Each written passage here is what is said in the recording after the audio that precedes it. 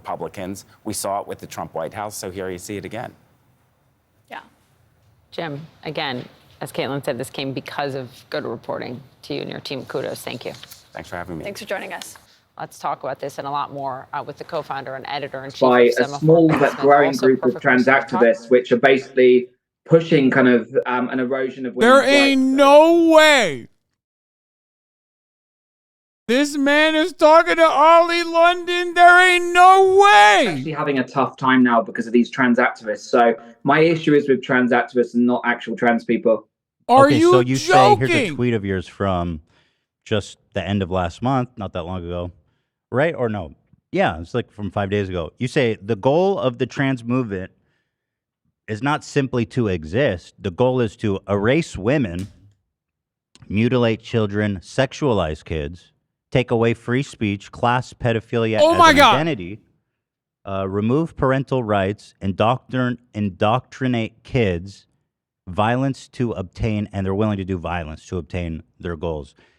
So when you say the trans movement, it seems to me that you are speaking generally about trans people having this goal. And when you say trans movement, I don't know exactly what you mean, because it seems that most trans people, or that I've seen, maybe with the exception of Caitlyn Jenner, it seems to disagree with this, seems to identify as being parts of the trans movement.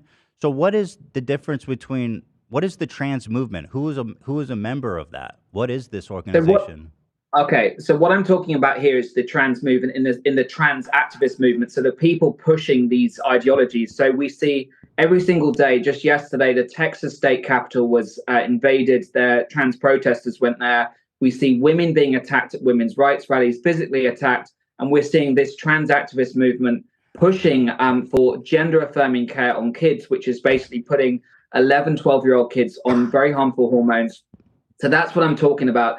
When I talk, I'm not generalizing every single trans person. I'm talking about the current trans movement, which has been hijacked by trans activists. And, I really think that trans people that have been living as a trans person their whole life, they need to speak out against this, because the problem is that the LGBT community is being hijacked by these radical let people. me ask, sorry, I don't want to cut you off, but I just want to address things you said already, right? So you say that the people who were demonstrating at the Texas, Bro, Ethan is so good at this shit. part of this trans movement, who wants to He don't need my help at all. sexualize kids and this whole list My of name? things. They were there to protest a bill, SB 14, that would ban gender-related treatment for minors. So these guys are, I guess, see that as an affront, as being transphobic. But you disagree, because what is minor? Anyone 17 and under? Do you believe that ever there would be a 17-year-old that needed gender-affirming care? So minor is basically classified anyone under 18. And what these people were protesting against was the fact that Texas is trying to pass a law to ban hormones and puberty blockers and gender reassignment surgery being administered to children, basically. So, I think these people, firstly, that was an unlawful protest. You can't just go into a state capitol and do that. And if they want to have a... Are you in favor of only lawful protests?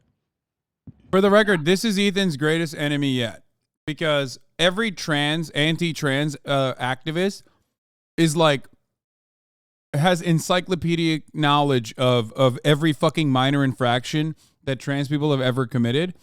So this is the highest level of debate that he's ever engaged with. I'm gonna be honest, it's like debating a flat earther. It's very difficult to debate flat earthers, no matter how much you know the science, because they can constantly trap you in their junk science, and they know more than you in the junk science. So transphobia is kind of like that too. Probably no, or I think you did at one point, is that gender affirming care on children is exceedingly rare. It's actually so rare that it's if to express like irreversible gender changes on children is something like, I've got the number here, 0.000493% of U.S. children aged 6 through 17 go through irreversible gender changes. So I guess I'm just curious, Because in the cases where they do undergo it, it's usually to save their life, right? Because they might be suicidal or yeah, right. And they go through like panels, they go through multiple rounds of talking to psychiatrists and doctors. So I guess I'm just curious, why is it you think that this is threatening kids instead of actually helping kids who are at high risk of hurting themselves? So, Ethan, about 10 years ago, when gender affirming care was performed on whether that was minors or adults, there was a lot of checks and balances. Now it has become so easy. So they don't have the psychiatrist appointments anymore. They don't have, having to wait several years to transition. Now it's a fast track process. And that's the real issue, because many of these teens, and we're seeing thousands of teens being transitioned and put on hormones. The number's really gone up in the last few years. Many of these teens are struggling with other issues. There's a high case, around 1 in 6 of these children have autism. They're being misdiagnosed. There's also kids with the way you look and the way you sound plays a serious role in how you're perceived in debates. And Ollie London looks like shit. So like it's very hard for people to take him seriously. You know what I mean? It's just like he just looks so fucking insane, because he's unhinged. He's an unhinged psychopath. The system is being exploited. Like he was like he was trying to be like transracial or some shit. Remember? Like there's so many examples. It's not going to work. People. But the thing is now is, previously, as difficult as it was, because it's so hard when you're trans to struggle and to think every day that I'm trapped in the wrong body. It is horrific to go through that. But the problem is, years ago, they would have 2 to 3 years they would have to undergo of psychiatrist appointments, doctors. Ethan should go, wait, you transitioned years ago. What does that say then? So easy. And there are thousands of kids being fast-tracked and put on hormones, prescriptions. And some kids can now go to states like Colorado or Washington State, which have become sanctuary states. And they don't I want to stop. I want to actually consent. address what you said about you had said something about Jamie Reed's allegations, right? But that was debunked, right? Because the parents and the children there who actually were attending that facility actually told a completely different story. Have you read their account of that? Yes, so I saw recently that they did an internal investigation. They said it wasn't true, but I don't believe that. That seems significant. Yes, but I don't believe that at all, because you don't they're trying to cover their back. You don't believe the internal investigation? No, because there were multiple parents. When the Daily Caller originally did the interview with Jamie Reed, there were multiple parents that said basically their kids weren't looked after. Once they left the clinic, there were no checks and balances, and there were parents confirming that. So, I believe the investigation has a lot of bias because it's done by the clinic and they're profiting. So the internal investigation said there was no wrongdoings. The patients said there was no wrongdoings. So I guess I'm just curious, the people who are claiming that there was something wrong there is like the Daily Caller, Tucker Carlson. Are you saying that they don't have a bias? Well, I mean, a lot of people have a bias and stuff, but, we have to look at these gender clinics as a whole. Project Veritas exposed multiple clinics the other day of talking about medically transitioning 8 to 11-year-olds. So we have to acknowledge that this is going on in a lot of clinics, and a lot of these clinics are trying to cover their backs by trying to paint a rosy picture that it's perfect. Did you say fine. Project Veritas? Yes, they did an undercover investigation. That's the guy who got ousted for being like a sex criminal and like scam artist, James O'Keefe. That's his organization, right? He's not part of that organization now. So the organization that he left, Project Veritas, the original organization, did this investigation. They don't have a lot of credibility, Veritas. It seems like every investigation they do is just chock full holes of untruths and just blatant lies. I don't think it's a very credible institution for pulling data from. Well, there's multiple organizations like Project Veritas that do expose Which other ones? So Gays Against Groomers, I'm ambassador for them. They are also exposing this happening in clinics. Gays Against Groomers. So have you heard of them? I haven't, but who's the groomer then? So basically, Gays Against Groomers is an organization of hundreds of LGBT people. It includes trans people as well. Basically, this organization is calling out the harms. They're doing investigations of gender. That's also a lie. Gays Against Groomers is like literally started by a straight man. Where's the grooming come in, though? That's the part that I find like really inflammatory. Because grooming implies that trans people or trans activists, and it's what you said here in this tweet, that they're pedophiles, that they're sexualizing kids. So where's that evidence come from? Because it's one thing to say we're against, you know, gender affirming care for minors, but it's a whole different thing to say, you know, they're grooming. Well, that word is basically used because we're seeing many drag shows, like adult drag shows, where kids are attending, and it's very sexually explicit. So that is a form of grooming. We also see these kids' books in public libraries and in schools where they're teaching kids about drag and being trans. You know, that's not a subject a kid should hear. So that is a form of grooming because it's indoctrinating kids. I've heard, I know that there was that one drag show with kids that was kind of a hot button issue. What other examples can you think of drag shows with kids involved where they're being groomed? So there's in the last year, there's an investigative journalist, Taylor Hanson. He's exposed at least 20 drag shows in Texas that are called 20? all ages drag shows. They're called all ages drag shows, and they're basically doing sex acts on stage. They have breasts.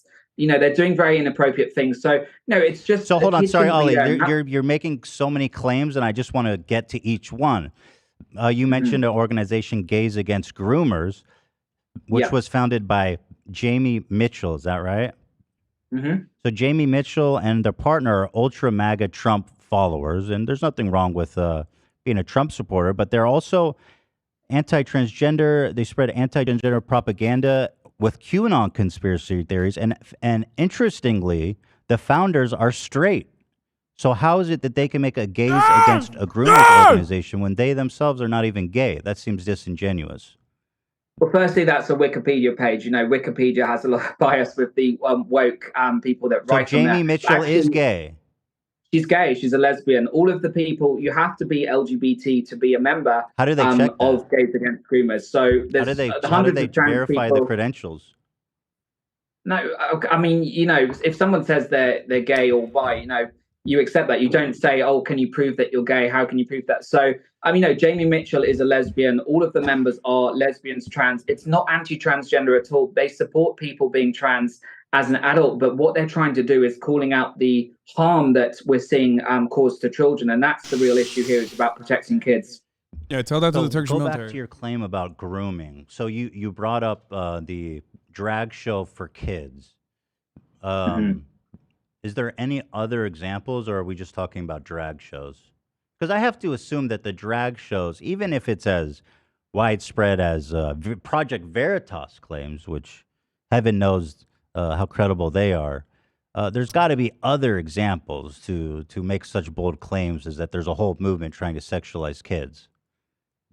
Yeah, I mean, even if you look at the music industry, you have really shocking performances like Sam Smith, for instance, who is pushing a specific agenda. He has concerts which are allowing all ages. And, you know, if you want to be a musician, do whatever you want, but don't be doing sexually graphic things. He's doing imitating blowjobs. He has, you know, fetish gear on, and there's kids in the audience. So it's not just about drag queens. It's about protecting kids in general. So even if it's Cardi B, you know, I don't think kids should be at a Cardi B concert if she's twerking or doing like something very, very sexual. I think it's just about protecting grooming. Kids. I mean, but you know, you turn on the TV. I mean, you see stuff worse than that, right? On YouTube and stuff. To say they're grooming them seems pretty disingenuous and actually really homophobic and transphobic to put this label that they're groomers, because you understand the gravity of such a claim, right? Well, it's a very loaded word. I get that, but it's not an attack on the LGBT community at all. It's about basically calling out specific cases. It's not an attack on trans people, calling out specific cases where children are being exposed to something that's highly inappropriate and trying to raise awareness of that. So it's not a label that's attached to gay people, lesbians, trans people. It's literally about calling out. I think more people should utilize the Mrs. Doubtfire argument, like as I like to call it. Do you think Mrs. Doubtfire was grooming an entire generation of like children to be trans? Gross. They were selling. It was like a kid's T-shirt with a trans person on it, and then they had like kids' toys with trans people on it, and it was kind of gross and groomy. Have you seen anything like that before? You know, I've seen T-shirts that the Lieutenant Governor of Minnesota wore, protect trans kids, with a knife on it. things like that. I've seen T-shirts that says "Protect Trans Rights" with AK-47s on it and stuff. And I don't think that's helpful messaging for. And that's just trans activists, by the way, Ethan. This is a small number of people, and that's who I'm calling out. That's who Gays Against Groomers are calling out. It's not the trans. The Mrs. Doubtfire argument is not to like own your interlocutor. It's to make your interlocutor look like a fucking psychotic woke scold from the right, of course, to onlookers. You are actually selling kids lunchboxes with a picture of you depicted as a trans woman. And you're selling it. No, that's not as a trans woman. Oh, that's it's not as a trans woman. That's just a K-pop picture of me. Okay, because this is you. I had a feeling you would say that, because here it is, you wearing that design, and it's pretty obvious to tell that this is depicting you. This is from just like a month ago, and this is when you were trans. Wearing my merch. Yeah. Mm-hmm. So do you think it's appropriate to sell this to kids? Well, it's a lunchbox with a picture of a K-pop cartoon. Well, it's you as a trans. It's you as a trans woman. It's me as a K-pop star. It's nothing to do with being trans or not. That's just a cartoon of me as a K-pop star. So it's not. But that's not inappropriate. Right, but at the time you were a trans woman. Correct. At the time I was a trans woman, but there's nothing inappropriate. So it's you as a trans woman. Oh, he's about to be like, yeah, I was a groomer. It does not depict me as a trans woman. It depicts me. He's about to be like, yeah, I was a groomer back then. I'm not anymore. You're willing to make that separation when you're making such general claims about groomers and stuff, because to me, by your own definition, this is pretty groomy. And even if you go, and this is all, well, hold on, Ollie, hold on one sec. Even if you go on your website right now, you're selling the same graphic, Ollie London, Ollie Merch Squad, as you depicted as a trans woman. And if you look at the available sizes, it's just kids. 3 to 4. Do you think it's appropriate for a 3 to 4-year-old to buy this shirt? Yeah, of course. Any K-pop fan, if they want to buy my merch, they're absolutely entitled to. There's nothing inappropriate with that merch at all. It's that is a trans woman, Ollie. You're not understanding your own logic. You're clutching at straws. How am I? You were okay. Hold on. Let's follow this through. You were a trans woman when you made this. There's a picture of you wearing it. It's obviously you as a trans woman. Here's you as a trans woman, and here's you as a trans woman on the shirt, on a kid's shirt. How am I clutching at straws? Well, you're clutching at straws. It's an innocent cartoon. It doesn't say anything about indoctrinating children. The tongue is somewhat sexual. How the tongue is out like that. It's a little disturbing. Ethan, come on. I'm doing a K-pop pose. You're just clutching at straws. No, why is the tongue out? I find that a little provocative. Ethan, it's a cartoon. You're just trying to make a joke. Well, I don't know, because you're no, I'm not trying to make a joke. I think this is a somewhat serious issue to resolve here, because I'm being serious, Ollie, because let's at least be consistent. If we're going to accuse people of grooming kids, and which you have made a short-lived but somewhat profitable career of doing, then I think we need to, we need to get on top of this. I just don't think it's appropriate to be selling lunch boxes with a trans woman on it. Ethan, if that lunchbox had something inappropriate or sexual, that would be wrong. But this is an innocent cartoon of me doing a K-pop pose. There's nothing wrong with that particular picture. If it was inappropriate or in a sexual way, that would be completely wrong. And of course, I would never sell that. But that's an innocent drawing of a cartoon, Ethan. Do you think it's appropriate for a drag queen, for kids to buy, let's say a kid's at a drag queen show. That's grooming. And let's say they are selling lunch boxes to the kids of with a picture of a drag queen on it, doing a cute pose or whatever, right? Not sexual, but they're in drag. Do you think it's appropriate for a kid to carry that lunchbox? Well, I think it's appropriate if the kid's at a drag show that's inappropriate, because some drag shows are generally not inappropriate. But a lot of them are becoming sexualized. That's interesting. So some drag shows are appropriate and some aren't. Correct. It's about doing some. No, correct. It's about, if you're going to do anything in front of kids, it should be PC. It should not have anything sexual. But sadly, a lot of these shows are doing sexual things, so kids should not be there. If the merch is there and it's a show that's sexual, they shouldn't be there in the first place. Okay, this is interesting. So you're saying it is okay for kids to go to drag shows? I'm not saying that at all. I don't think they should in general, but I'm just saying... If they're not sexual, and I would assume it's not because it's for kids, right? I mean, if they're doing sexual stuff, I would consider that. Obviously, everyone would consider that inappropriate. But I believe you've just said drag shows are safe for kids. In fact, you would even be okay. Well, hold on. You even said you'd be okay with them carrying a drag show lunchbox. No, look, I just don't think kids should be anywhere that is putting ideas into their head. If a show is innocent, that's obviously better than it being a sexual show. But I still don't think kids should be exposed to gender ideology. But what about this lunchbox you're selling to kids? That has nothing to do with any kind of ideology. It's a K-pop picture. So yeah, but you're in drag in the picture. You're trans. I'm not in drag. Well, you're trans. Sorry, yeah, you're right. You're not in drag. I misspoke. You're trans. You're a woman. You're expressing yourself as a woman on the box. It's just a cartoon, Ethan. I don't know why you keep going on about it's a cartoon. It's just a cartoon. I mean, I feel like you're trying to downplay the significance of this, Ollie. I'm just afraid that some of the people that you associate with might consider this grooming by your own standard. I'm just looking out for you and your reputation.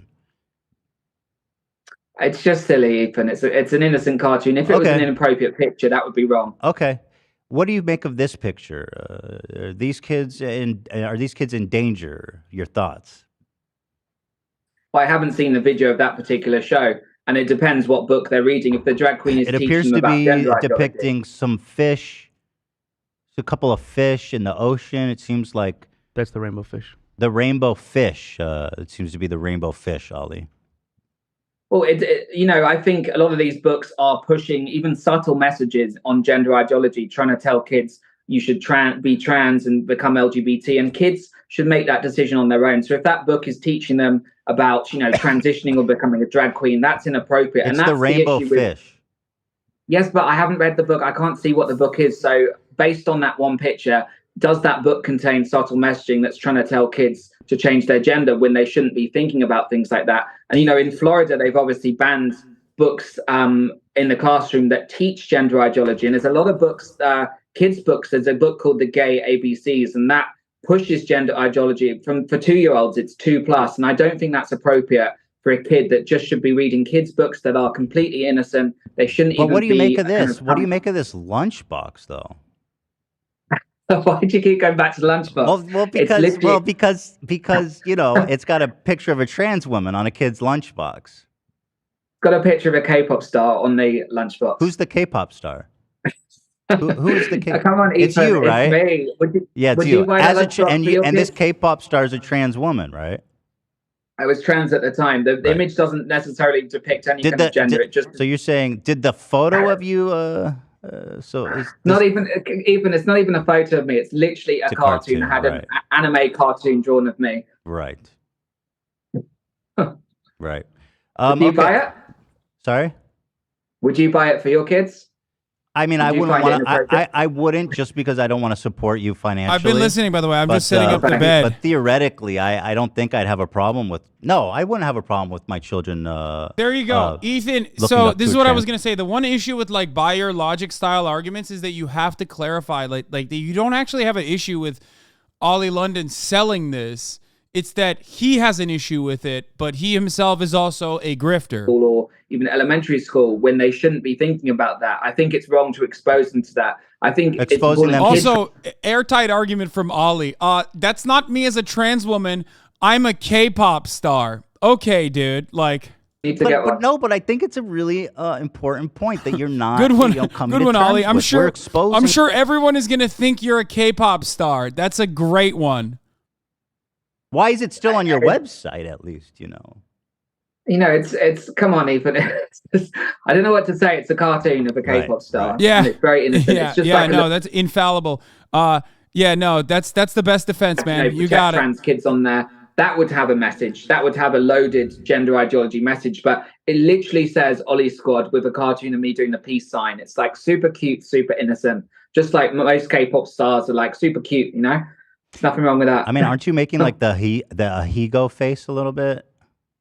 What, do you think I should make it more masculine? No, the Higo face is like some kind of hentai thing, isn't it?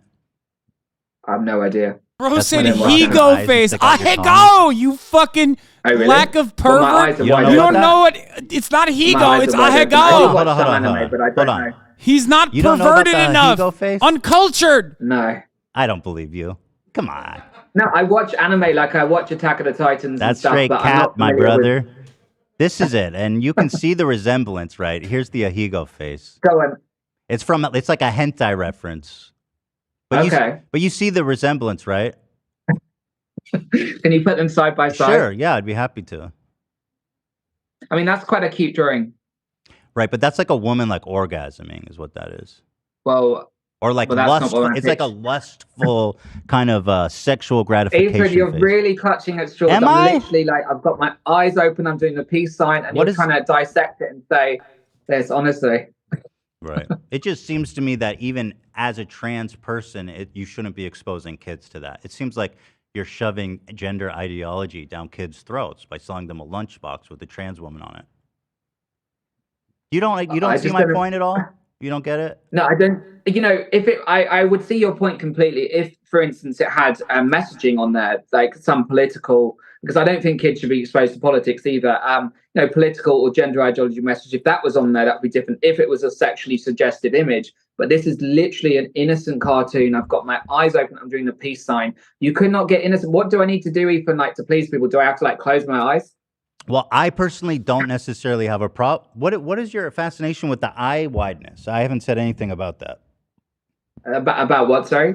You said, what do I have to close my eyes? I didn't know what that meant. You kept mentioning about like the eye wideness of how wide it is. I don't know why you keep bringing that up. No, I'm just saying that, look, in the picture, my eyes, it's not even me, by the way, it's a cartoon, but the eyes are very wide open, Right. like Of you. glistening. I'm just saying, like, what's wrong with having my eyes open? Like, we're human beings. We have to have I our don't eyes know open. why you're Like, would it talking be about better if eyes I close open. my eyes? Would it be better if I close my eyes? I don't know. I don't know what that means, Ollie. Here's a reference to popular culture with the Ahigo face. It's, like kind of an e-girl thing. You're probably aware of that. Well, I'm not an e-girl, so I wouldn't know. Yeah, but you're on the internet, and it's from anime, which you seem to be. Okay, but let's move No, on. I do know anime and stuff. I don't know anything to do with that pose. Literally, I've got my mouth open like this. Peace. Ethan, move on from the Ahigawa, man. He's still talking about the Ahigo Girl, let me face. do it. Thanks. Yes, girl. So but you identify as a male now. You're not trans. We're over that. No, I'm basically I got to a point where I was going to probably die from the surgery I was doing. And, I was really mentally struggling. Had a lot of mental health struggles based on a variety of issues, which I talk about in my book, from when I was being bullied very severely as a kid. I was always told I was like ugly, or I looked like a monster, or, I was more feminine, or I had man boobs. I just used to have all those things, and it left me with traumas. So it kind of messed up my head. And as an adult, I didn't deal with that in the way that I should have. I should have had therapy. I should have spoke to someone. Instead, it was almost like self-harming. So all this crazy surgery was me kind of lashing out at the bullies, and it was very, very destructive for me and for other people. So I'm glad to be over that. Do you think that people who are bullied are at a higher chance of becoming trans? Yes, definitely. So I talk about this in my book. There's a lot of studies. There was a study in Finland by the top transgender clinic that was basically transitioning a lot of kids, and they said I think it's around 45% of the kids had experienced severe bullying. So that led to their gender dysphoria identity. But there's also the other side. Your theory is that the bullying leads to the dysphoria, not the dysphoria leading to the bullying, which would be more logical. I was just about to say as well, but there is also the flip side of that, where the kids are being bullied because of their identity, because maybe a boy is more feminine or a girl is more like a tomboy. So they're also being bullied for that. But in certain studies, the one in Finland at Tampere University, they found that there was a significant correlation between a kid being bullied and then the onset of their gender dysphoria coming afterwards rather than before. But, of course, it works both ways. I mean, the type of bullying that Ollie London received was positive. Okay? I'll say it. People were like yelling at you, and they didn't bully you because you were trans. They bullied you because you're out of your fucking mind. Like, no one is out there being like, wow, Ollie London's trans. I mean, I'm sure there were some transphobic people that actually were bullying him. But, those people are now his allies, right? Most people, like myself, were looking at that and going, you're fucking out of your mind. Like, you're not Jimin. You're not him. You are not him. Okay? You can't be fucking Korean like that. It doesn't work that way, you dumbass. Heteronormality. I think so it seems to be saying the opposite actually of what you've claimed it said. Do you see what I'm referring to? Heteronormality? Yeah, no, I see that. I see that Okay. article. That Look who's back, by the way. If you actually read the full study, which That's I've read the the full study, conclusion. you can find it on the National Institute of Health. Oh no, this is the study. Yeah, this Let me have a look. Yeah, no, this is the study. It's the .gov. Finland. Yeah. Yeah, this is it. And then this is the author's conclusion right there. I mean, that's pretty much that. This is the one you're talking about. Do you disagree? Yes, but the study's also saying it's associated with being bullied and being the perpetrator. So it's basically saying that either but the message. This is the last sentence. So let's read this together carefully. Mm-hmm. It suggests that bullying during adolescence may serve as a mechanism of maintaining heteronormality. So, do we understand what that says? No, I get what it's saying. It's basically saying that some of these kids that are being bullied will maintain their original identity because of the bullying. Correct. But the study also, if you read the full study, the study also speaks, there's a high correlation between, there's two different findings in the study. There's a finding that around 45% of the kids are bullied and that causes the gender dysphoria. And there's also a part of the study which also says, like the conclusion is finding that some of these kids are bullied because of their gender dysphoria and it makes it worse. So there's it two seems like findings. if two outcomes are possible, then it doesn't seem that interesting. I wonder why you bring it up. Well, no, read the full study. It also talks about the correlation between autism. I mean, this is the author. They wrote the conclusion right here. This is their. That's a small summary on Yahoo that's News. The author. That's the author. That's their conclusion. Correct. Right. But if you read in the National better Institute to draw of a conclusion than the author of the study. No, I'm not saying that. I'm just saying. Ollie London, duh. Bet the author is gay or something. Fuck it. People from becoming. According to this, bullying prevents more kids from transitioning. Do you believe that we need more bullying? No, I'm an advocate against bullying. I think whoever gets bullied, it's so wrong. I've been bullied myself, and I'm an advocate. But if for trying to bullying stop results that. in less transitioning, then that, according to what you're saying, is the best outcome for these kids. No, I don't agree at all. No kid, even if a kid is feminine or a girl is a tomboy, they should not get bullied. No one should get bullied. They should be provided with support. But if somebody wants to transition, notice how Ollie's not talking about transitioning. He's saying, "Oh, you're just tomboys." All these kids are going through so many issues during that time. They are not in the right frame of mind to make an informed consent decision. If a child is suicidal, do you believe? I personally think it's pretty funny that he got that fucking nose job and it's so busted that one of his nostrils literally doesn't move in the same way that the other one does. And he's over here talking about how, like, no one should get any kind of gender affirmation care. Like, bro, you fix your own shit, okay? What the fuck is this? Told them your kids are going to commit suicide if you don't transition them. But what they said afterwards is they actually felt worse 6 months down the line after their transition because they've got hormones in their body, they've got puberty blockers, and they even had double mastectomy. That the vast majority of people that transition don't regret it. I think it's like 95%, 99%. Are you aware of that stat? You don't hear the cases of the detransitions. Are you aware, Ollie, that 99%? No, that's not true. We only hear the detransitioners in comparison. I don't support that statistic. I think it's wrong because these clinics. From what authority do you disprove that statistic? Well, look, these clinics make these studies. They don't even do follow-up studies. There's an example of a. Do you not trust studies because you just told me to read one? Look, what I'm saying is the gender clinics make billions of dollars every year. Their studies are skewed and biased. In a review of 27 studies involving almost 8,000 teens and adults who had transgender surgeries, mostly in Europe, US, and Canada, 1% on average expressed regret. For some, regret was temporary, but a small number went on to detransition.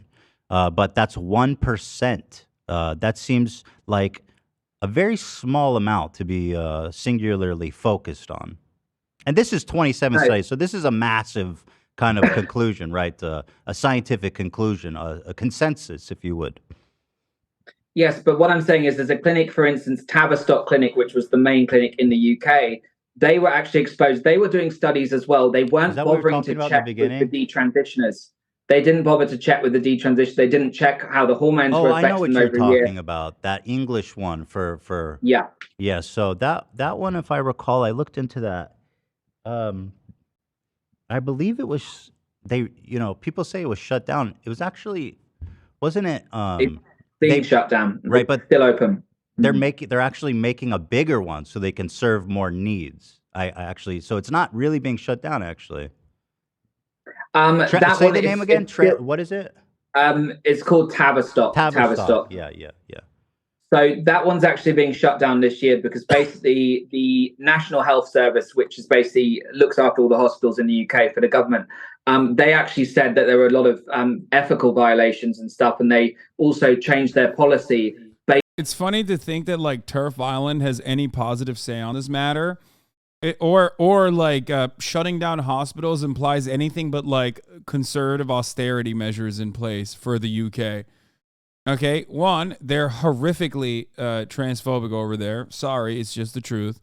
And two, they're fucking shutting down hospital care nonstop because of fucking Tory austerity. 27 studies.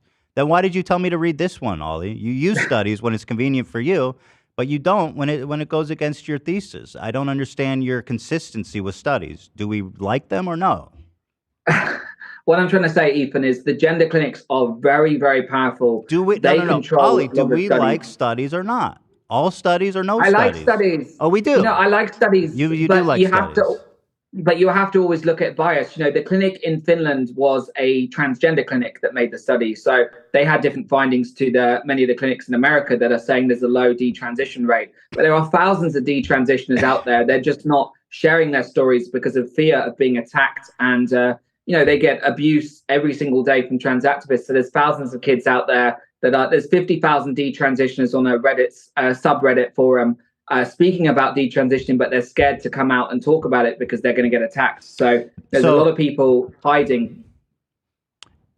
You seem to be in denial, Ollie, that the vast, vast majority of these people, let's say there's a bias. Let's say instead of 1%, it's 10% regret it. And that's a huge deviation. So I'm giving you a lot of doubt here.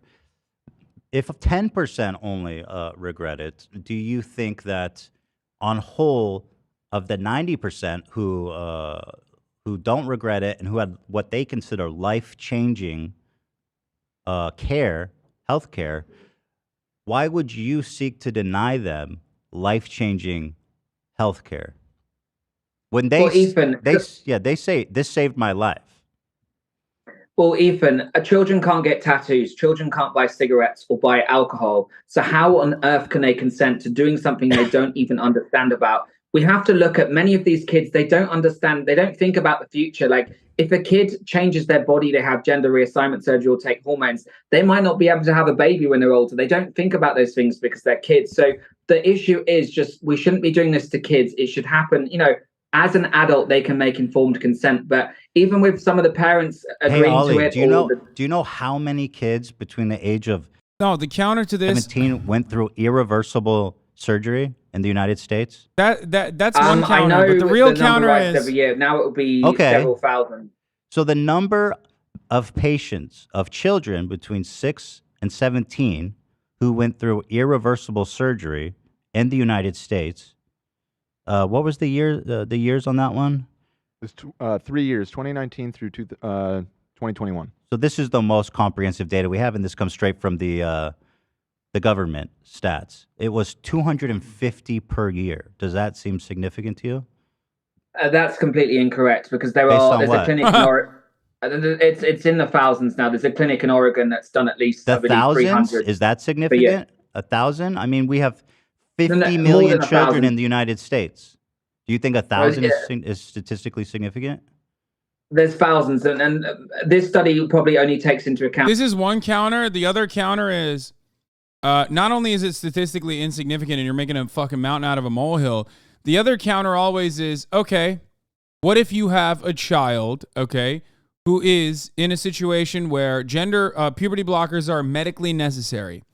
And then he'll say, no, that's not the case. That's like trans people, blah, blah, blah. And you go, okay, again, contraceptives and certain kinds of certain kinds of hormone blockers are absolutely medically necessary for young girls, for example, that have issues related to their fucking genitals and shit. You know what I mean? It's still medically necessary. Do you think that they should stop? Birth control in many instances could literally be life-saving. It's not even just about like, you know, kids are having sex and we need to make sure that you're curbing back on teenage pregnancy. It is an absolute medical necessity for a lot of people, a lot of girls especially.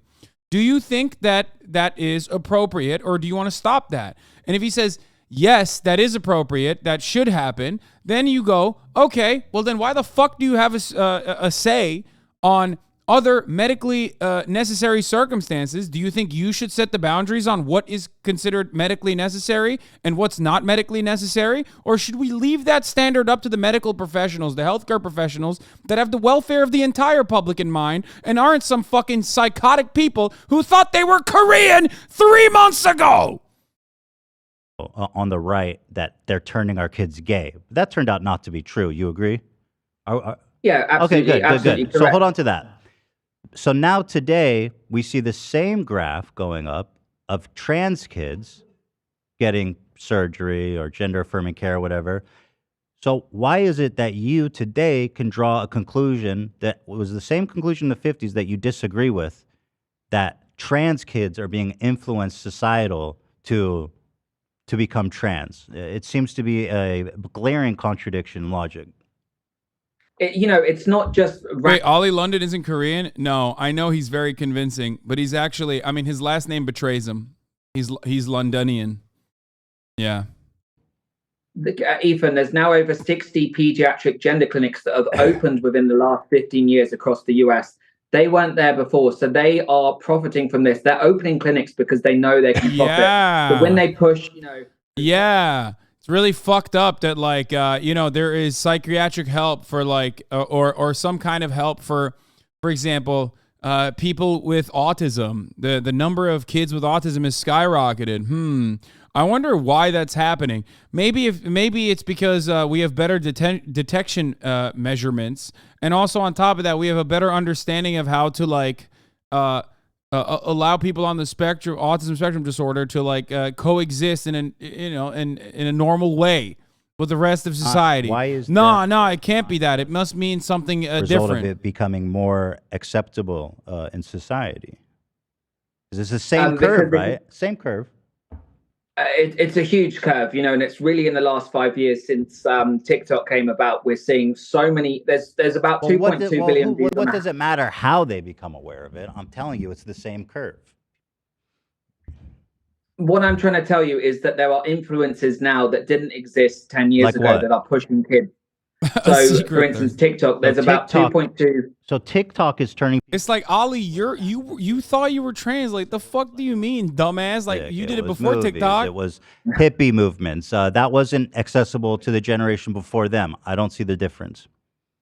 What I'm saying is that kids are being exposed to influences that they didn't have before. Same in the 50s. Kids are being on. Sorry? The same in the 50s. The kids who were coming out as gay were also exposed to things that weren't accessible to generations before them. Well, I don't agree with that. They didn't have phones back then. Kids are now being pushed trends, and the AI algorithm recognizes a kid's vulnerabilities, and they push videos. Music, popular music. Music. Pop music pop music was something that was, rock and roll was something that was new back then. So no, correct. And you could also argue that in the 80s, more people came out because music like George Michael was, and songs about freedom and stuff coming out. So then why are you concluding that TikTok is making people trans? I don't understand the logic. You just contradicted yourself. No. What I'm saying is in the last 5 years, there is an increase in gender clinics opening because they are exploiting these children that are being pushed trends. There's a lot of lobby groups, Ethan. The Human Rights Campaign is a massive lobby group. They're going around. Ollie, you were trans before TikTok. I've struggled with gender dysphoria for all of my life. Before TikTok. Correct, Yes, but my identity struggles came about Yeah. because I was using social media too much, and But I Ollie, started you to were see. born in 1990. You're not that much younger than me. When I grew up, there was no social media. I don't believe you probably had social media until you were in your 20s, well into your 20s. Yeah, correct. And the reason I struggled with my identity was because of bullying in childhood. But then I only transitioned as an But adult bullying in because childhood, firstly, it was, we established from the report that you told me to read that bullying in childhood results in less people transitioning. Ethan's like, your bullying didn't take, Ollie. You still went trans, brother. Sorry, say it again. The study you sent me Yeah. about bullying, the conclusion was that bullying results in less people transitioning. Ollie, it So you didn't take. says What it's happened? a result of social media. Well, you didn't have social media. Then you says it Ethan, was a I'm result one of person. bullying. But this study you told me to read says bullying reduces the amount of people who transition. So how is it that you were trans before, outside of all of these influences that are turning people trans? Well, firstly, I'm an individual, so I'm one person. So my experience is not reflective of every single person that becomes trans out there. But the thing is, I became trans as an adult because I really struggled with my identity throughout my whole life. And yes, I did get bullying. Every case is different as well. Some people are bullied because of their gender identity, some people are not. So every single case is different. But the reason I became trans was, you follow my journey, the Korean stuff. That was me trying to find myself and trying to, fit in because I hated the way I Ollie, looked. if your journey is a personal one, which I totally understand, then what gives you the right to project your personal experience onto others? Well, I speak to detransitioners every day. I speak to parents. I speak to women. So And don't they you are very that assumes a bias, Ollie. You're talking all day to detransitioners. We've also established, because we, I think, like studies, or I don't know if we decided, I think you said you like studies, because 27 of them made a consensus that 99% of people that transition don't regret it. So if you spend all day talking to the 1% that do regret it, don't you believe that underlies a bias? Well, no, I don't believe it because I Really? talk to all sorts of people. I talk to parents that have trans kids, and they're trying to navigate through that. And the general consensus with everyone I speak to, because no, I'm not right wing or left wing. I'm just very much in the center. I'm just trying to help people using my platform to try and Yeah, help you're not people. right wing or left wing. You're just insane. This is we shouldn't be doing this to kids, and there generally And a bad is a person. concerted push over the last 5 years to medically transition children. If kids want to experiment, if a girl wants to be a tomboy, nobody has a problem with that. If they want to become trans as an adult, that's on them. But the issue that I talk about every day, I talk with parents, I talk with all these detransitions, is when this happens to kids. That's the issue I'm speaking about. Right, It's but that's not so about rare. people being trans. Let me ask you another question, just to pivot a little bit. Mhm. I'm one of the people that would say Ollie London is Yeah, this is what I willing was to talking do about. anything for attention. You have probably some kind of, I don't want to diagnose you, I'm not a psychiatrist, but there is some craving for attention, clearly, right? Good or bad. I mean, you said about like Korean, you said your pronouns were Korean, you said you were going to get your penis size reduced so that you could look more, you could be a more authentic Korean. I mean, these are not serious things. You seem to be a provocateur. Is it possible that you are participating in this right-wing grift because, one, it's making you a lot of money, and two, it's getting you a lot of attention? Is that possible, that you actually don't care and that your beliefs are empty? Is that No, possible? absolutely not. So when I struggled with my identity for years, I generally was struggling and I was lashing out at bullies. And the more I would get bullied online by YouTubers and people on TikTok, the more I would act crazy because I was trying to feel validated and loved. And it was very Well, unhealthy. the Ethan. I'm not conservative hiding that. movement has offered you quite an open hand. They're very glad to be using you as a mouthpiece against trans people. So it must feel good to be being accepted from somebody, even if it is at the detriment of many people who are at risk, trans people. It must feel nice to have people supporting you.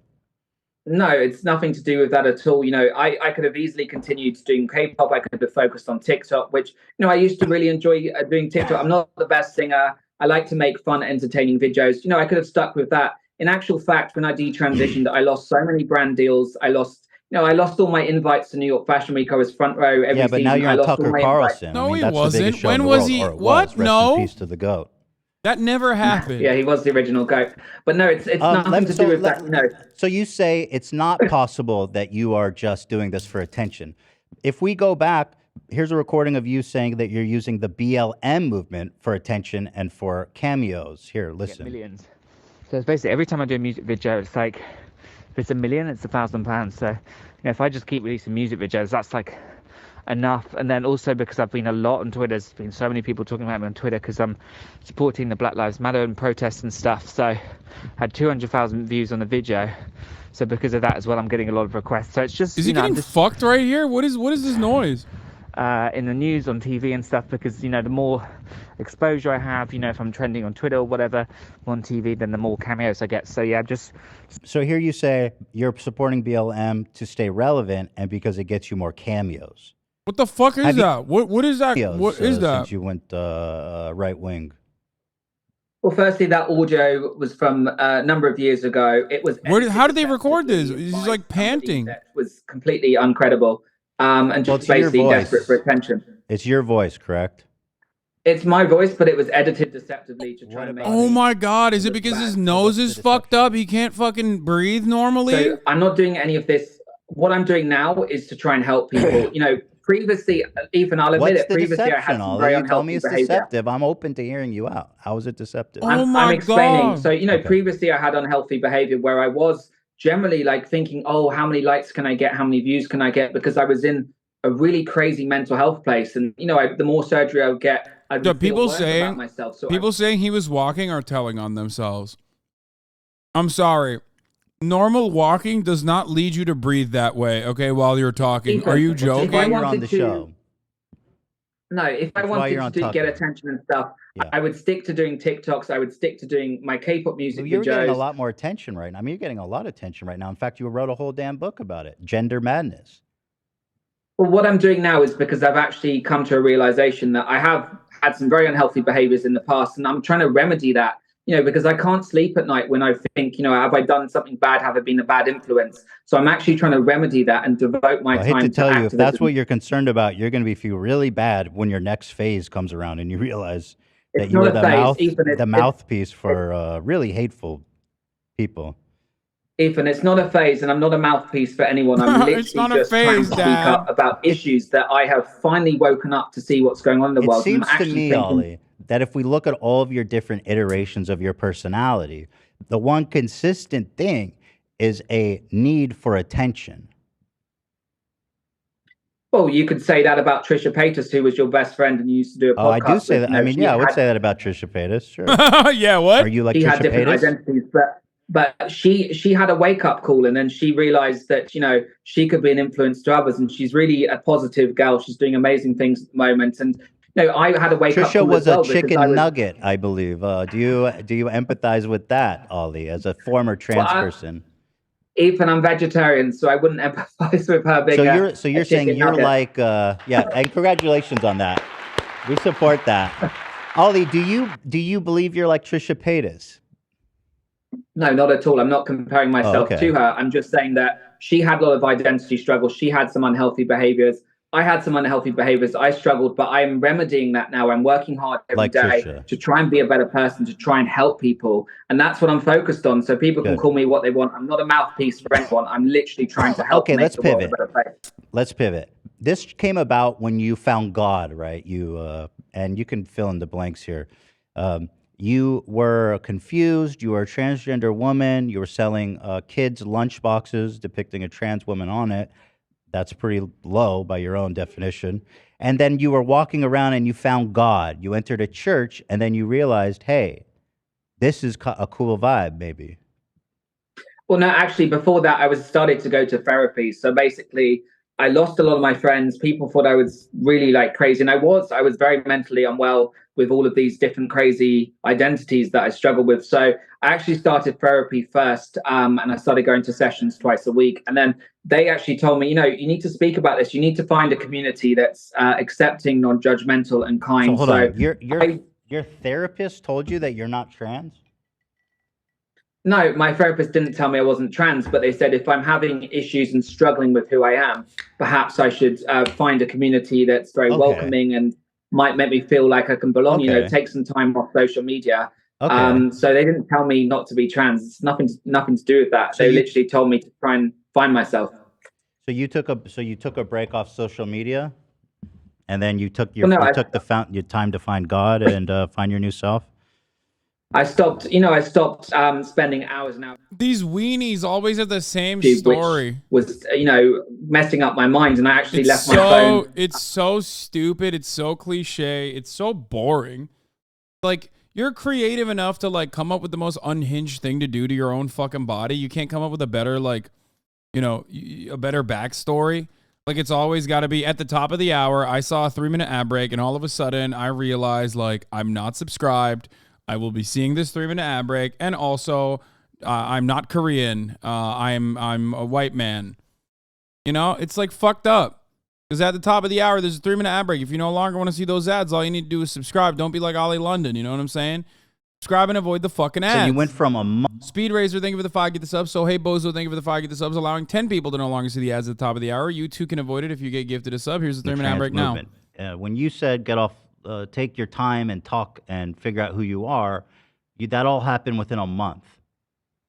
No, actually, since I originally transitioned, I felt great for a couple of months, and then I really started to question it. I started to think, okay, I can even do more surgery to make myself physically become a transgender woman, or I can take a step back. So I was having a lot of thoughts of regret, but it was too late at that point. I'd already done facial feminization. I'd already changed myself. I was very confused. So I'd been having those thoughts for a number of months. And then within a month from that particular picture being taken, I actually detransitioned. So tell me about finding God. Tell me about when you were in the church and you had like an awakening. Well, I'd lost a lot of friends. I lost a lot of loved ones because they thought my behavior was very unhealthy. And, it was a now or never moment. I could have continued down a very destructive path, destructive for myself and people around me, and destructive for, people that see me online.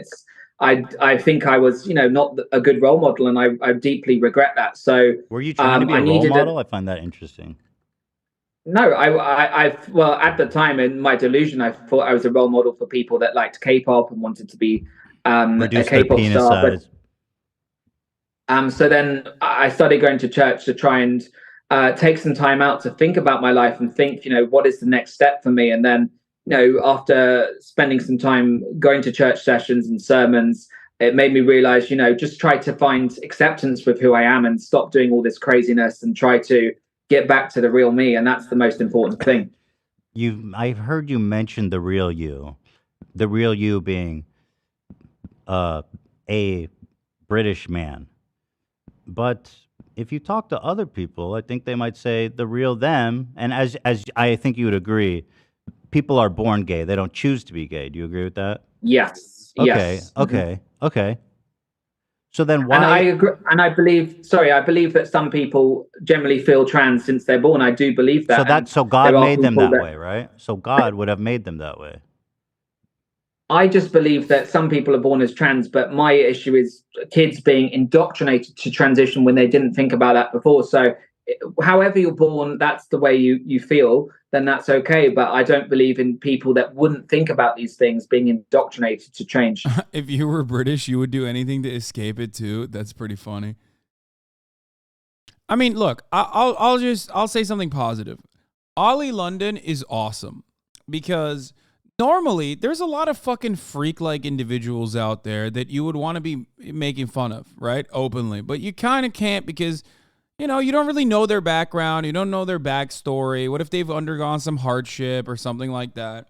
Whereas with Ollie London, he's an open book. So it's like open season, really. Like, you can do whatever the fuck you want. He's just such a fucking cartoonishly monstrous individual that, like, you don't really ever get an opportunity to just, like, unwind and unload on a motherfucker because they're so demonstrably dedicated to being as harmful as possible to others. It's great.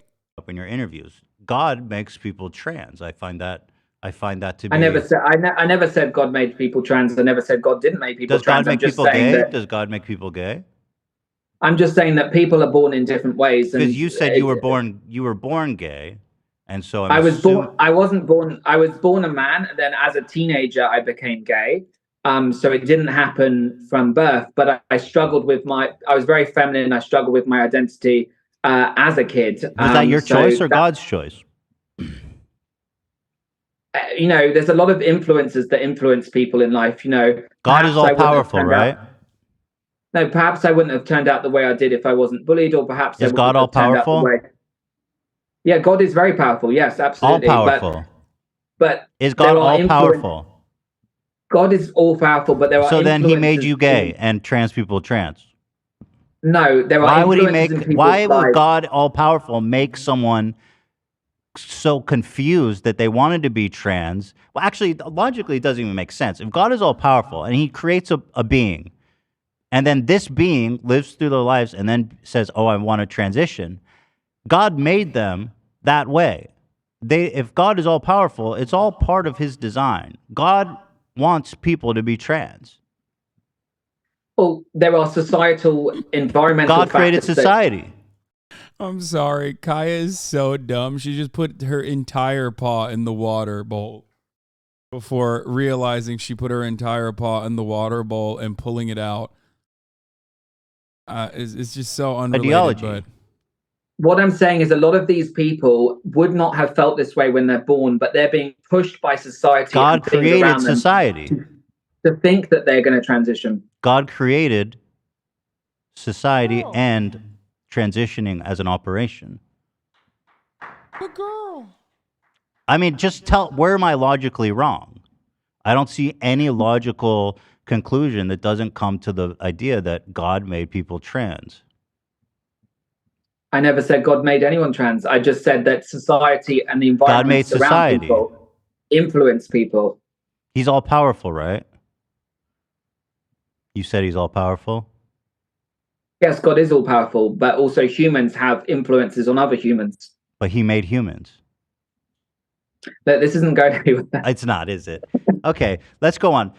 Do you believe that the Bible is against transgenderism, or what's your thought on that as a I guess a newborn Christian? Well, you know, the Bible was written a long time ago, and there are things in the Bible, such as in the Old Testament, that aren't relevant to today's society. We know that. So we have to adapt what was written 2,000 years ago to the modern day. But you know, I'm not one for policing how adults live their lives. But I think, you know, transgenderism wasn't in the Bible because there weren't trans people visible back then. Of course, no. Look, I've even got this in my book. Even there was a Roman emperor that was trans. He used to dress as a woman. So we know there's instances, but I'm just saying in the Bible itself, society influence him? Did society influence the emperor to be trans? Well, I wasn't alive then. Well, but, hold on. You wrote about it in your book. God dang, man. Yes, but so there were some Roman scholars that were around at the time, and taken from their writings, he used to dress as a woman. He used to act like a woman, and his wife would have to call him ma'am.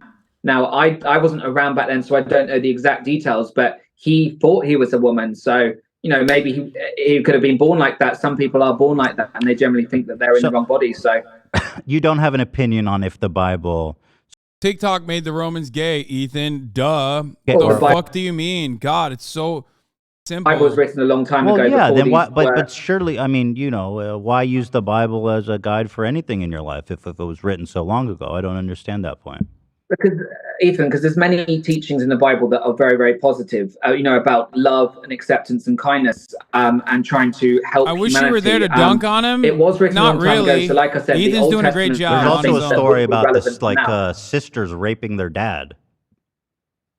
Well, that's what I'm saying. The Old We don't Testament like that has one. things. Okay, I like your optimism. So I'm saying the Old Testament has things we're not that doing the aren't- Old Testament. Okay, cool. So we don't believe... Okay. I heard you, when you're on these shows, I notice you talk a lot about this specific story of Jesus that inspired you, how he helped the lepers when no... Wait, great question to follow up here is like, oh, so you don't like the Old Testament? Do you think it's appropriate to teach the Old Testament to children? Right. Well, I thought it was a good analogy because I felt like for many years I was rejected by society. I was treated like an outcast. just like the leper. So I thought it was a good analogy to me. Actually, I agree. It is a really good analogy. What other Bible stories do you like? So there's the tale of the lost sheep in Luke, the parable of the lost sheep, where a sheep goes missing from a flock of 100, and the shepherd decides, should he stay with the flock or should he go and help this sheep? And he actually goes into the wilderness to help the sheep because he realizes that every sheep is one of God's children, so he needs to help them and be responsible for them. Which verse was that? I want to read that one. It's in Luke and Matthew. Luke and Matthew. Do you know the number? I can't give you the exact chapter, but you can look it up. Is there any other Bible stories you like? I'm looking for good recommendations. Yeah, there's also when Jesus met a Roman officer, and this Roman officer had a lot of power, but instead of abusing that power like many Roman officers did, he was actually kind to his servants. He had servants that were captured from battles, and they were working in his house, but he treated them the same he treated everyone else. So that's another great analogy that Jesus looked at people and helped people that helped other people, and kindness is very important. Do you know the verse on that one so I can reference it? I can't quote it off the top of my head. You don't know where that one is. Well, there's a lot of verses in the Bible, there's a lot of chapters, but I can tell you specific stories that I like. Okay. I was just testing you, Ollie. You know what I mean? I know. I was just trying to test you. I was trying to do a fast one on you. This is but I very want to good. ask. Look, this is a really good technique that Ethan engages in, not to be all JCS, but what he's doing is he's openly admitting that he's behaving in like a manner, and that he tested Ollie, he tested his interlocutor, and giving confidence to his interlocutor by saying hey, I'm rewarding you. You actually did a good job. You withstood my test and you won. This makes the interlocutor feel confident and also feels like inadvertently they are on the side of the interviewer. A cardinal that I believe he died earlier this year, an Australian cardinal that was accused of some horrific things. And there's a lot of that going on as well. So that needs to be addressed, and I will call that out as well as calling out drag shows that are sexualizing kids, because all forms of child abuse, whether it's in a church, whether it's in a religious organization, or whatever, is wrong. If you had kids, would you feel more comfortable leaving them at a drag time, story time, or with a clergy member? If I had kids, I would actually be with them all the time. I wouldn't leave them anywhere. You would never leave them?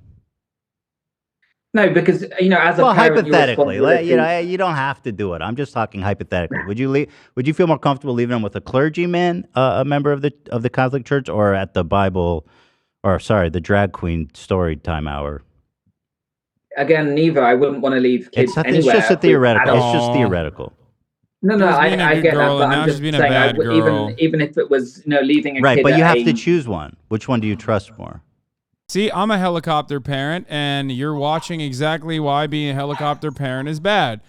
She saw my mom walk past. She got excited and was like, I want to go out there. That's my human chew toy, please. And now she's behaving in a manner that I don't like. I have to leave my kids either with the clergyman or at the drag show. I don't have a choice. Something crazy's happening. They're right next to each other. It says, where do I leave my kids? Where do you think Barry should leave his kids? Well, again, I wouldn't want to leave kids anywhere. But Barry doesn't have a choice. He doesn't have a choice. He's in this horrible predicament. But Ethan, I'm not Barry. I can't answer that question. Well, he's asking you for advice. Quick, Ollie, where should I put my kids? You put me on the spot. I wouldn't, as an adult, I would say Ollie, to Barry. Oh, sorry. I find it very concerning that you are hesitant to even answer that question. No, I'm saying it doesn't matter whether it's a Catholic church, a drag show, or even an after-school club where it's, the teachers aren't present. I wouldn't leave the kid anywhere. I wouldn't leave the kid at some weekend activity, like a sports activity. I think the parent should always be there. Right. So it's not a question of a church versus, whatever. It's a question of just in general, parents should always be with their kids. But that's not reasonable. Parents can't always be with their kids. I mean, that's no. Of course, it's not always reasonable. But I'm just saying, in an ideal scenario, because look, there are cases that happen, many cases that don't happen. But I'm just saying you've always got to be careful because there are people out Well, there let's that are assume that you're a opportunists. good Christian and you say, I'd leave them with the Catholic Church. We've talked about the number of kids who are doing irreversible transitioning in America. It's very, very small. We're talking like 250 a year by my estimate. And that's based on government data. I know you dispute it. You know, there's a recent report that came out in France, and the reason I bring this one up is just because it's the most recent and comprehensive one. It's quite disturbing. This came out, I believe, in 2021, called the Independent Commission on Sexual Abuse in the Church. It was a huge government commission to look at this openly and honestly and try to figure out what's going on. 2,900 and 3,200 clergy members were involved in sexual abuse of minors during that period in France. Okay. It's estimated that they abused around 330,000 kids. Now, if you do a percentage of that, and this is really kind of surprising to me, and tell me what you think. Assuming there are around 15,000 to 20,000 clergy members in France at any given time, the percentage of clergymen involved in abuse of minors would be 15 to 20%. Yeah, that's absolutely horrifying. And also, there's in Ireland as well. There was a lot of abuse that was covered up, and no, it doesn't matter. Seems like that affects more kids. That is equally wrong. Whoever exposes kids, it doesn't matter whether it's a church or not. Raping a kid is equally as wrong as going to a drag show? Look, it's equally wrong if someone abuses a kid. So that's what I'm saying here. Okay. So if a kid is being abused, is there any history of a child being abused at a drag show? When drag shows are sexually explicit, is that the same as raping them? That is also child abuse. I'm just saying, if a drag queen performs a sexually explicit act in front of kids, that is abuse. If we're worried about the kids, we're looking, you're a member of an organization, which by my estimate, which again, it's just an estimate, but 15 to 20% of the clergy members are sexual predators. Why is it that you're focused on the drag shows and not the Catholic Church when per capita and the volume is way more in the Catholic Church? Well, the specific organization, Gays Against Groomers, is focused solely on the issue of indoctrinating children, exposing them to sex. If it was called, Catholics Against Groomers, that would be focused on that issue. But it's a specific issue. Not every organization can focus on every issue, but their job is to expose a specific issue within a specific group. And granted, like you said, there are in France, there was in Ireland some horrific cases. And, it's the job of the Pope and the Catholic Church to vigorously investigate that, because it's disgusting for any person, whether a clergy member or not, to abuse a child. It's absolutely wrong, and it should be investigated to the full. And every single victim deserves justice. It just seems to me a little disingenuous when you're going to point, let's say, you've got the whole hotel, a whole building, it's on fire, but but in the backyard, there's like a doghouse that's on fire. There's no dog in it, by the way. It's just a small structure. And you're telling the fire department, we need to put out the doghouse fire. Don't worry about the fucking massive apartment building that's on fire. Let's put out the doghouse. To me, that seems like you're focused on the wrong thing. What's the point of focusing on the doghouse when the whole building is on fire, right? Well, no, I mean, I talk up on my Twitter about all forms of abuse. If there's somebody that abuses a kid, if there's a news story, I do share on that. So, but I'm just saying the specific organization, Gays Against Groomers, focuses on a specific subject. But you're right, all forms of abuse are incredibly wrong, and they should also get light shed on them, 100%. Are you interested in firearm deaths of kids? Because that's the leading death, actually, of kids in America today. Yeah, that's absolutely horrific. What we see every day with schools being shut up, it's absolutely horrifying. Right, but somehow the drag show. Children should be. Ethan, we're on the same page. I just don't understand why the drag show is more pertinent, because you're doing a tour, right? You're doing all the right wings. You even wrote a book, for Pete's sake, called Gender Madness. Why is this topic so important when we're talking about protecting kids, and there's just these incredibly more pertinent issues, firearm deaths, the leading cause of death in kids, and you're talking about an organization with 15 to 20% of sexual predators, by my estimate. I just don't understand the focus on the drag show. Don't you think that the conservative movement is overly focused on transgender issues? Well, I mean, there's you've just highlighted there are so many different issues in the world, and I'm trying to focus on one specific. What is this interview? Beanie Dude is rapid fire and gotcha scenarios to try and catch this dude off guard. It's really inane. Whatever your view on the topic is.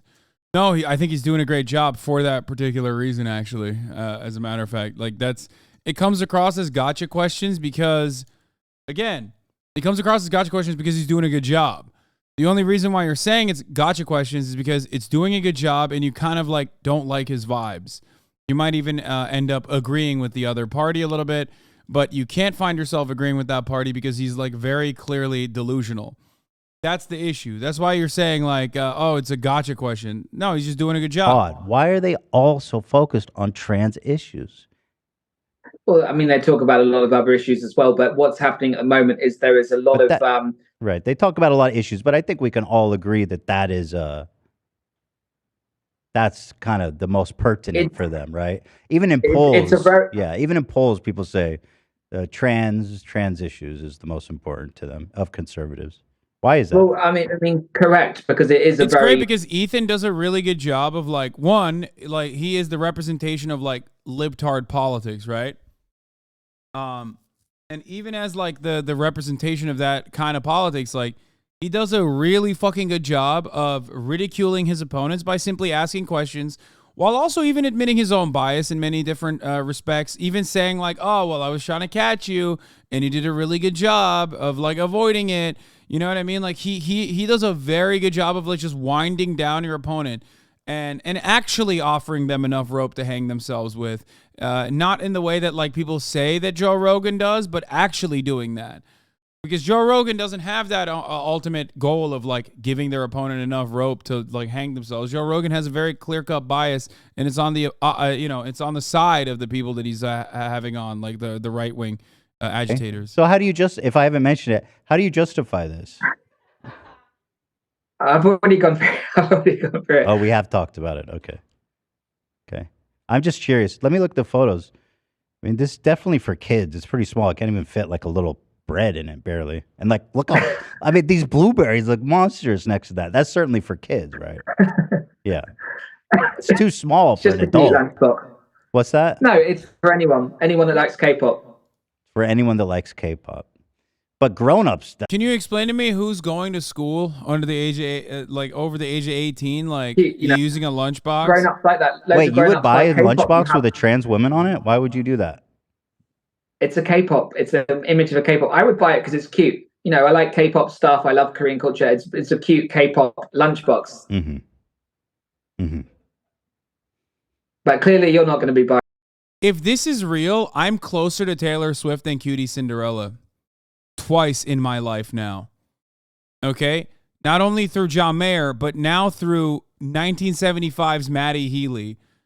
Oh my fucking God. I have to call Cutie. There's no way this is real. Okay, I'm sorry. We interrupt the Ollie London part of the broadcast for some breaking news that seems to be very, very relevant. Also, hopefully we will have friend of the show, Maddie Healy, on soon. Just like Maddie Healy's other friend of the show. I don't know if you're aware of the latest reports from The Sun. You're on stream right now, by the way. But Taylor Swift and 1975's Maddie Healy might be dating. What do you have to say about this? Okay. All I have to say is there's a new rumor every second. Homegirl's on tour. How is she dating anybody? Well, people do have access to the internet. I want you to know, I got 4 texts this morning saying, hey, is Taylor actually dating... Let me find his name. Maddie Healy of the 1975? No. Maddie Healy of 1975 would be sick. That'd be dope. We would love that. Yeah, he is a friend of the show. I just hope you know that. So Fernando Alonso. There's some soccer player that in every interview is saying that he's dating Taylor Swift. Everyone wants the girl, okay? Everyone wants her. She's a hot commodity. Honestly, I would tell you to go after her, but fuck you and your family. Except for not your family. I like your family. What the fuck? You know my family. Why would you say that? I know. So I took it back because I like your family a lot. What the hell? It's a But you Formula can't One have driver. Fernando Alonso is a Formula One driver. Oh, there's a soccer player too that keeps doing it. Anyway. Do you think not they that are we the wait- ones who are leaking it to the media to make it seem like to get clout? Yeah, I do. Okay. Try it. See what happens. Should I ask Maddie personally if he's actually dating Taylor Swift? I would like that. Yeah. No, Hassan, don't fuck this up. Don't fuck this up. Don't bother him. Because what if they are dating? I need you to keep that connection. Wait, no, he's I don't think that would ruin the connection. I feel like he's Are you got like homies? no, but he's like he's Oh my got God, very don't he's fuck it got up. very thick skin. No, he's gonna think you're weird and Snoopy. No. If anything, he probably knows he's weirder than me. Okay, well don't fuck it up because if they are dating, this could be huge for us. As Okay. in me. This could be huge for me. I will use your relationships for my benefit. I don't know. This is the second time, not the first, but the second time I've been closer to Taylor Swift than you. It seems. Okay, well, you are famous and I am not. What do you want me to do? Now I'm you're just rubbing it saying. in, okay? How does that make you Next thing feel? you're gonna say you're more rich than me. Is that what you're gonna say? That's No, fucked up. I'm not gonna say that because you're definitely richer than me. Everyone has seen. You're on air, by the way. Everyone has seen. It's just a quick reminder, one more time. Everyone has seen your massive, fansly sponsored events that you throw. Anyone that has 400K viewers at any given moment is clearly wealthier than the person who's only reached 250K. So. Yeah. Well, okay. All right. Well, okay. Well, nothing's confirmed. I'll leave it at that. Hey, if this is real, maybe I'll invite you to the Eras tour. Okay. Okay. Shut the fuck up. I'm just saying, I will remember this. I will remember this when I will remember the fact that you would not offer me box seats alongside your other friends when, if this is real and if this has come to fruition. I'm not worried about it. Oh, okay. But that would be really cool if they were dating. But I'm just saying. Okay, I'm glad that you're in support of the Maddie Healy Taylor Swift rumors, though. I am. She's loved 1975 forever. Okay. It'd be like if I started dating her. Oh, okay. All right. All right. Have a good stream. All right, you too. Bye. Like, what do you think is going on, Mom? You think she evaporated? No, I put her upstairs again. No, she wasn't, but she was about to when you walked over. So I was like, you know what? I'm going to get ahead of this and I'm going to crate her.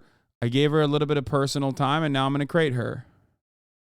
For those of you who are watching, that was Cutie Cinderella. What do you mean the real issues? No, but this is a real issue. Kids are suicidal because of their gender dysphoria. I mean, that's a real issue.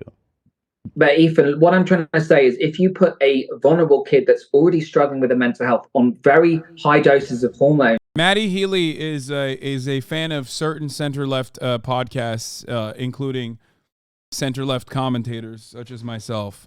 Center-left podcasts such as Cumtown and center-left podcasters and broadcasters such as myself. Has it ever happened? Has a child transitioning ever saved a child's life? Well, you need to address the mental health issues. If a kid is Has it ever saved a child's life? Or did I say Cumtown? Yeah. Fuck, Cumtown is not center left. Cumtown is actually progressive left. This is the new show, the Adam Friedland show, which is totally unaffiliated with the Cumtown. What is Cumtown? I don't even know what Cumtown is. I fucked it up. I'm so sorry. Transitioning saved their life. Even one of them. Why would you support a movement that outlaws it? You support legislation that makes it illegal. Why is that? Because firstly, these are kids. They cannot consent to this. They do not understand the long-term consequences. But you don't look at what happens later down the line, Ethan, like 6 years down the line. We got to stick on this point. You said that transitioning has saved a child's life. Let's forget about all the other static. Let's forget about all the other static. Why is it that you would want to outlaw a medical procedure that saved a child's life? That's not kind, is it? No, you have to support the kids' mental health, but you cannot put them on hormones. Do you believe that it should be illegal? Do you believe that it should be illegal for kids to transition? I believe for medical transitions, it should be 18 plus, yes. Even if the kid is going to kill himself, as you admitted, The kid, it saved the child's life. You said that. So you believe I'm this saying kid that- should kill themselves rather than transition? Absolutely not. Don't try to put words in my mouth. Well, I'm Kids just need mental okay. health No, support. hey, I'm not trying to put any words in your mouth. I'm just trying to reconcile. You are saying on one hand that transitioning saved the kid's life, and also saying that transitioning shouldn't be allowed until they're 18 plus. So I'm this just child saying, has you're no talking- recourse other than to kill themselves in this hypothetical situation we've created. In this hypothetical situation, instead of that, actually take the kids to somewhere that's a safe place where they can be surrounded by therapists. Right, they do and that. people. But again, I don't want to focus on the static because this is a real situation. And let's say, even if it's just one kid, again, let's stay focused here, Ollie. One kid saved his life. You're telling that kid you cannot get that procedure. That's correct? I'm saying that kids can't consent to this. Kids need better mental health support. So there should be a focus on 18 mental plus. health You're support saying this rather kid than cannot get the medical procedure that transition. saved his life. That's what you're I'm saying. saying that it should. I'm saying that 18 plus for all procedures on kids because kids cannot consent, so they need mental health support instead. Well, right. So the kid would kill himself. No, you give the kid. But then mental why health did you support say that and it protect saves them. kids' lives, Ollie? Don't you understand? You're not making you sense. I'm saying that there will be some kids that may feel better and feel like their life has been saved after that. But You agreed with me, Ollie, just a few minutes ago that transitioning has saved kids' lives. oh, like anything in life, it can save lives. But also, a lot of people Like anything in will life? become- What does that mean? A thing? What no, else? a lot of people will become suicidal later down the line because their body is completely messed up. There, so many different issues He's with like their health. not suicidal now, which is really happening, but like, what about a hypothetical suicide later in life that hasn't happened that could happen potentially? Consent. Kids That's how we offset suicide. Kids can't consent to anything. What are we doing? We're correct. not allowing them to. Kids can't consent to go to church. Kid can't consent to go to school. Kids can't consent to anything. We as parents make the best decision we can for the welfare of the kid. Don't you agree? I mean, this whole idea of consent is kind of moot when you consider all the things kids do in their lives every day. Well, it's like a little kid that wants to be a dinosaur. Do you suddenly give him a surgery? Do you like a think that wanting dinosaur? to be No. a dinosaur is comparable to gender dysphoria, which is a known medical condition? I'm saying that some You kids go through said different it's like phases. kids wanting to be dinosaurs, Ollie. I don't understand the comparison. Well, no, it is. It's like some kids change their mind about certain things. They're not mature enough to make these decisions. Do So you think a kid might wanting say to their be a parents- dinosaur is comparable to being trans? I'm saying if a 10-year-old kid dresses up as a dinosaur every day, they tell their dad they're a tyrannosaurus. Has that happened? Can you cite that happening? You've been speaking about theoretical things. I'm speaking about Well, no. theoretical. I'm saying, Well, we're talking about would you theoretical. transition a child? We're talking about theoretical situations, but they are happening in the real world. There are kids whose lives are being saved because, and this is the small amount of kids who undergo it, very small amount, that do it under doctors' supervision and panels and stuff, that it's saving their lives. This is happening, okay? People are not, as far as I know, and maybe you can correct me, saying I'm a dinosaur, I need to transition into a dinosaur. No, I'm saying, kids want different things. They don't understand or I comprehend. notice you're saying I'm saying a lot. You say things, but you don't like to stay accountable to it. You say, no, I'm saying this. No, I'm saying this. No, I'm saying this. Why won't you give me definitive answers? Well, I'm equating it. You know what? It is the same. If a child wants to be a dinosaur, you don't cut off their it's the same body parts. It's the It's same. the same as being Gender- It's the same as medically transitioning a Okay. child and giving them Good. surgery. Mhm. Good. I'm glad you said that. Gender dysmorphia is a known medical condition. Is there any literature about transitioning to be a dinosaur? Not that you know of. Right. But you said it's the same. But clearly it's not, right? Because No, I'm equating. transitioning a kid. is I'm accepted by equating the a kid. Mhm. Sorry, I'm equating a kid identifying in a different way. You don't just suddenly say, if a kid feels a certain way, oh, we're going to do this operation, we're going to give you hormones. Kids Of can't course that consent. doesn't If they happen, generally Ollie. feel like that their That whole doesn't life, happen. do it as an adult. That doesn't happen. You have a child who's experiencing gender dysmorphia so severe that they're going to kill themselves. Dysphoria, excuse me. They're undergoing panels and doctors and stuff. And this kid, we know, and this has happened, either we intervene or the child kills themselves? What's your decision? Most kids grow out of gender That's not what I dysphoria, so- asked. Why can't you answer? Most kids No, do I'm not saying grow most out of kids- gender dysmorphia. Not only 99. Oh, that's a small number of them, and 99% who get the operations don't regret it. You have to answer this, Ollie. This is important. If there's a child that's going to kill itself unless it gets gender affirming care, what is your decision? Let Well, there's them a study- give them the treatment or not? This is a great trap. No, you give them mental health support instead. You do No, not. no, put no, a no, kid no, on no, no, hormones no. and give them That's not what I'm asking. If this kid is suicidal, which is a known phenomenon, this happens. Do you let them get the treatment, or do you make them wait till they're 18? You give them other support instead. That's So they my kill answer. themselves. No, How is no, that you prevent kind, that because Ollie? you give them mental health. How is that kind that you're letting children kill themselves instead of letting them get gender Ethan, this is a affirming, really- life saving care, which, by the way, happens only irreversible gender care, gender surgeries and stuff only happens like 250 times a year. No, it doesn't. It happens. Well, you have thousands of no times, statistics to back that up.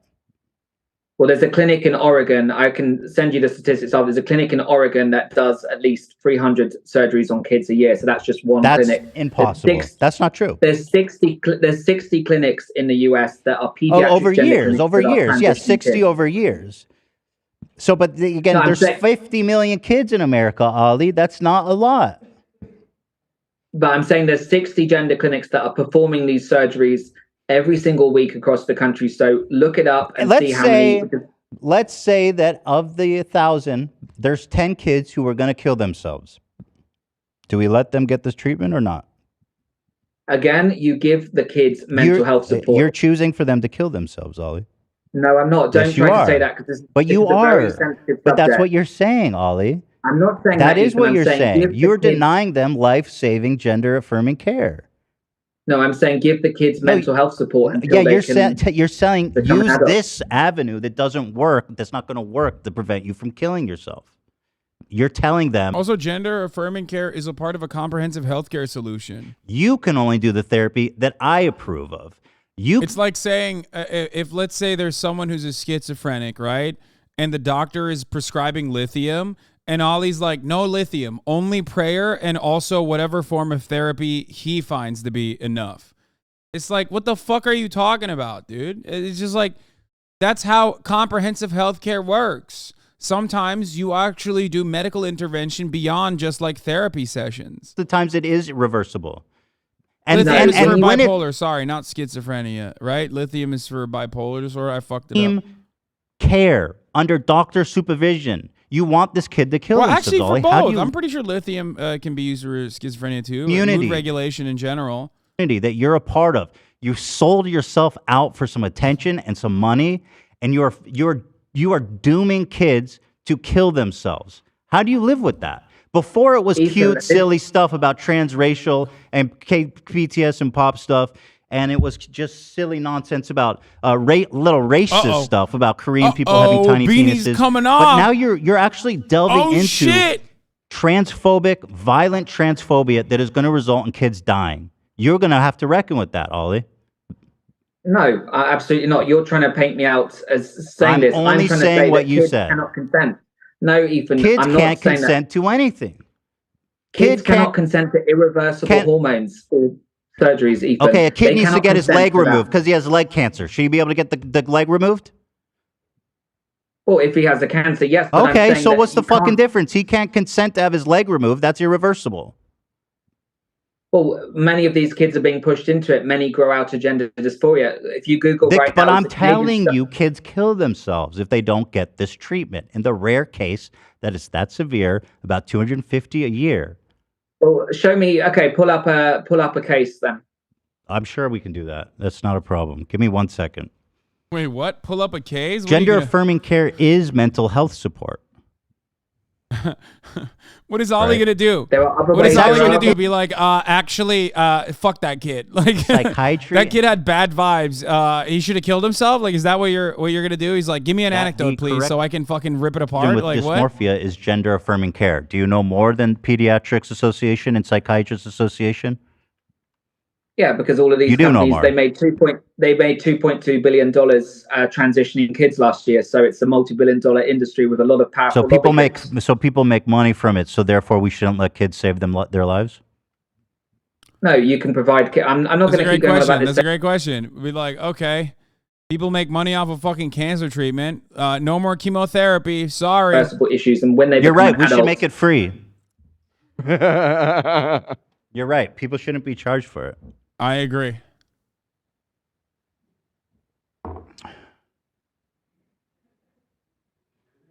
Oh my God. No. He just No, shut the fuck. I'm just not going to keep going on about the same thing, Ethan. I need to go anyway. It's quite late. Ollie, He just shut the fuck up. That's I awesome. want to tell you something. You really have sold your soul in this one. You know what I mean? Like before, it was Ethan, cute I and haven't sold innocent, my but this soul. I'm new trying to one help is people. really sick. And I mean, the Ethan. galls of you to sell a fucking lunch pail with a trans person on it while telling people that they're grooming kids. I mean, you're just a fucking hypocrite, dude. Ethan, you said some horrific comments about Ben Shapiro saying that he should be gassed I'm- like in the Holocaust. So you shouldn't be. I didn't say lecturing people that. on what to say. I said, you I'll tell you exactly what I said. And how dare you say such a... I don't care. said that. I made a about- no, joke Ethan, that you said that about Ben Shapiro. he's perpetuating anti-Semitism, and therefore, if there's another, then he can go, and I'd be But it's happy not something to to joke I'd be about, happy to Ethan. go It's right not behind something him. to joke I am about. Jewish though, so chill out. No, I know that, but I'm just saying it's not something to joke about. So, when you're trying to criticize for me for certain things, So- you've also said some things that are very harmful as well. Well, hold so you should on. also take accountability. So you're What? admitting that what you say about trans people is offensive. No, I'm talking Well, about how my is it past comparable to what I behaviors have said? been harmful. I'm talking about my past behaviors, have been harmful. I'm but not talking addressing about that your now and past behavior. help I'm people. talking about what you're doing now that endangers children because you're trying to make a Now quick I'm helping buck. people. No, I'm helping people, Ethan. You're helping Tucker Carlson spread propaganda that's going to kill trans people. And you're selling a book called Gender Madness. After you how long have you been how long have you been a man? How long have you been detransitioned? And you're writing a book already? It's been 7 months. 7 But I months, would- Ollie?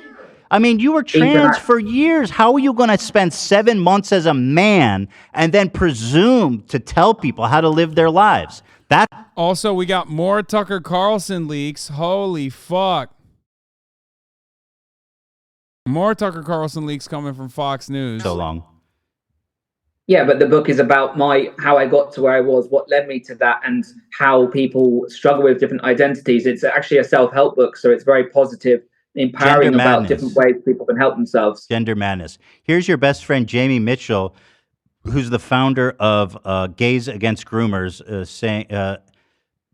supporting. Well, here, just what's watch. happening now would make, I think Joseph Mengele, I believe that was his name, the Nazi doctor. This puts him to shame. Do you believe that's an appropriate analogy? Well, Joseph Mengele tortured and performed horrific medical procedures on kids. What Jewish they're doing kids today. during the Holocaust. He also committed It's a a- genocide against trans people, by the way. He committed a genocide against trans people as well. He killed a Well, lot if of jokes LGBT about the people. Holocaust That shit's so fucked up, actually. That's one of the most nefarious and awful ways that these pieces of shit lab talk. rats for this sick ideology. And She sounds they're full like steam him right now. like Any abuse, Yeah, even like any Joseph abuse Mengele. of ahead kids, with it, and any they see us as a experimentation definite on kids is roadblock, wrong. and a threat to that. Ollie London's like, leukemia, let them fucking die, okay? Ollie London is like, leukemia, let's let them kill children instead. Any medical experimentation in regards to like a cure, fucking kill them, dude. What do you mean? And we Do you believe that doctors are performing Nazi-like experiments on trans kids? Doctors are experimenting on kids. To what and, end? What is the any of them- experiment? Any medical mutilation on kids is bad, and An the experiment long-term underlies data. a thesis. What is their thesis? I'm saying there's no long-term data on how does this affect a Yes, kid's there body is. 20 years 99% down the don't line. regret it. 27. How does this affect a kid 20 years down the line? Because They're we see happy. issues. 99% are happy. We see issues with their 27 bone studies. density. look at the study by Dr. Bradley, Canadian. She was the pioneer for performing these gender-affirming cares on kids. What if I since told you Dr. 1970. Bradley was a quack? Well, they're all quacks. Anyone that Oh, experiments on kids in the first place is a quack. All right, Ollie. We're gonna anyway. Thank you for spending your time. I do appreciate you coming on. No, it's good to talk. It was something. I think he But ripped I- them. you know, I think he ripped Ollie, but notice how Ollie, like I said, is a more like Ollie London looks weird and is not like the best person as far as like the best speaker. But given the area that he occupies, it's very hard to go up against like transphobic motherfuckers because you're going up against a person that is like pretty much borderline schizophrenic, right? Like you're talking to someone with mental delusions and they are going to constantly pull you into like their delusions and have you address their delusions. And it's like, well, I can't argue against your own fucking world, man. Like you made up half this shit. It's literally like arguing against flat earthers, right? That's how it works. Like if your grift has no basis in reality and it's just like inherently harmful and all it is there to do is just like, push more harmful propaganda, it's very difficult to argue against them, right? Like he basically made up, child experiments happening on children that's like bad. He lied about a whole bunch of shit. But even then, that's why I said it's like very difficult. That's the same thing conservatives say about us leftists, though. I mean, it doesn't matter. The conservatives can say whatever the fuck they want. We're currently talking about conservatives and their mania. It's difficult to argue against transphobic people like this because they're in a totally different league. It's like arguing against a flat earther. They're going to give you junk science. You need to know the junk science and address it. If you haven't studied the junk science, it makes it very difficult. Same with like super transphobic people. So even someone as stupid as Ollie London could come across as like coherent in some ways, even though he's like insane, right? And I think that's what happened here with Ethan. But Ethan still did a very good job of addressing a lot of the most unhinged parts of this conversation. It's of course going to be like less, I guess, content and less punchy than, for example, debating that other cult guy. But he did a great job. He did a fucking fantastic job.